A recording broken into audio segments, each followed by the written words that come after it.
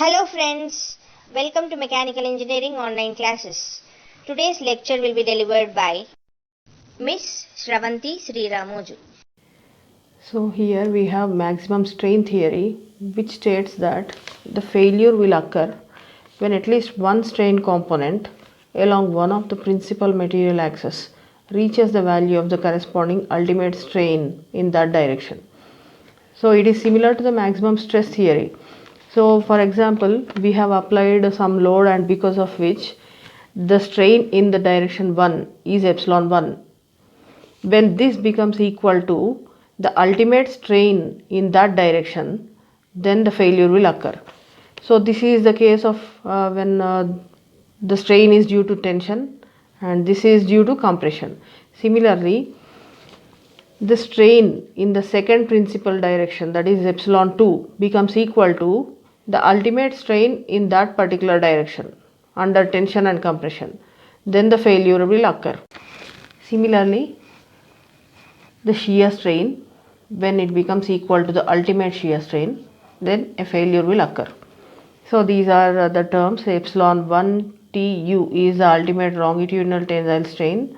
Similarly, epsilon 1 Cu is the ultimate longitudinal is 1, direction 1, compressive strain, and 2 is another principal direction which is transverse to the main axis of the component. So this is ultimate transverse tensile strain, and so on. For a biaxial state of stress, epsilon 1, we all know this formula. Epsilon 1 is nothing but 1 by E1 into sigma 1 minus nu 1 to sigma 2. From the strength of materials, we know these formulas. Again, epsilon 2 is equal to 1 by E2 into sigma 2 minus nu 21 sigma 1, and epsilon 6 is equal to sigma 6 by E6.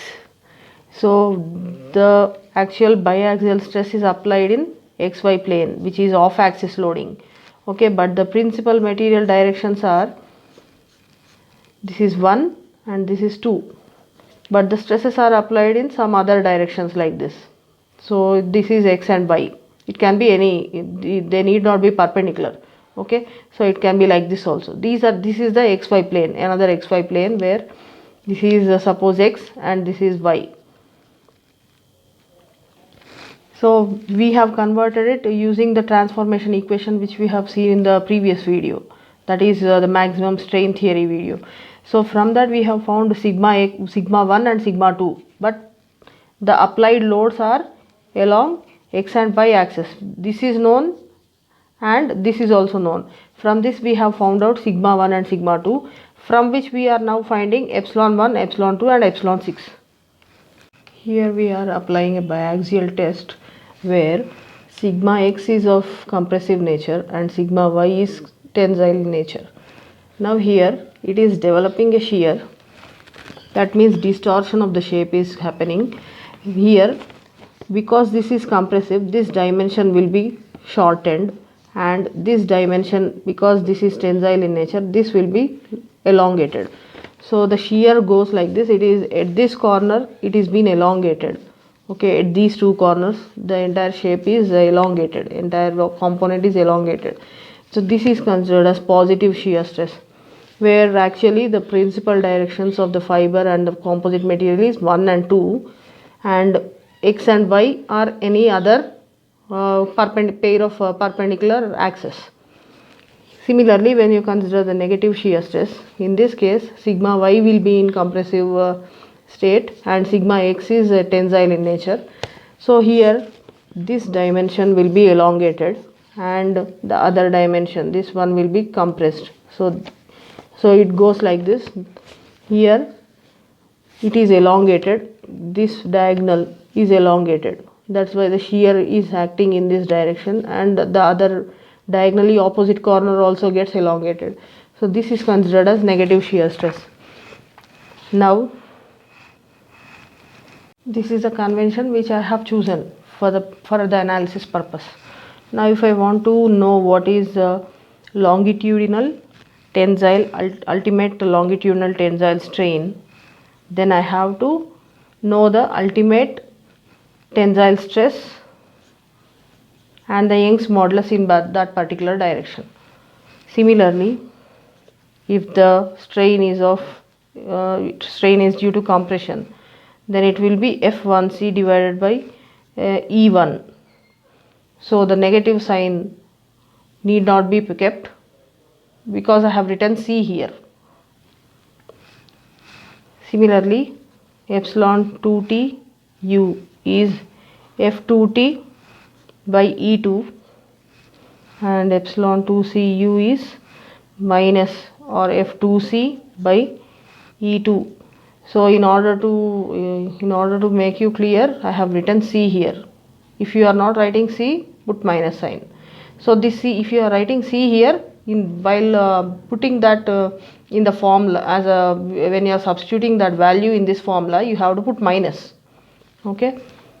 So ultimate shear strain, if I want to find, then I have to know the ultimate shear stress divided by E6.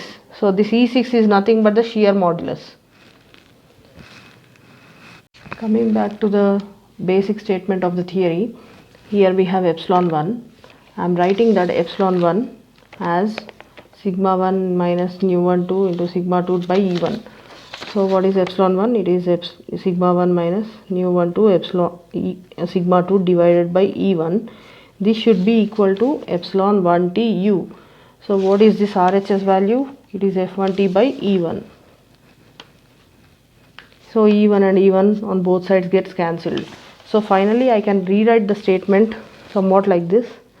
Sigma 1 minus nu 1 2 sigma 2 is equal to F1T in case of tension. That means epsilon 1 greater than 0. And same holds good when epsilon 1 is less than 0. For easy understanding, I will put minus here because when you are substituting the values, you have to put minus. Suffix C doesn't help. Okay. So similarly, the second term sigma epsilon 2, I am replacing epsilon 2 as sigma 2 minus nu 2 1 into sigma 1 divided by E2 here. So that will be cancelled out with E2 on the other side. So finally I got F2T or F minus F2C in both the cases where epsilon 2 is greater than 0 and less than 0. Similarly, no matter whether it is a positive shear or a negative shear, when it is approaching the ultimate shear stress value, the failure will occur. So I have rewritten the basic statement of the maximum strain theory in terms of stress values again. Thanks for watching. If this video was of help to you, please like it and share it with your friends. And don't forget to subscribe to our channel.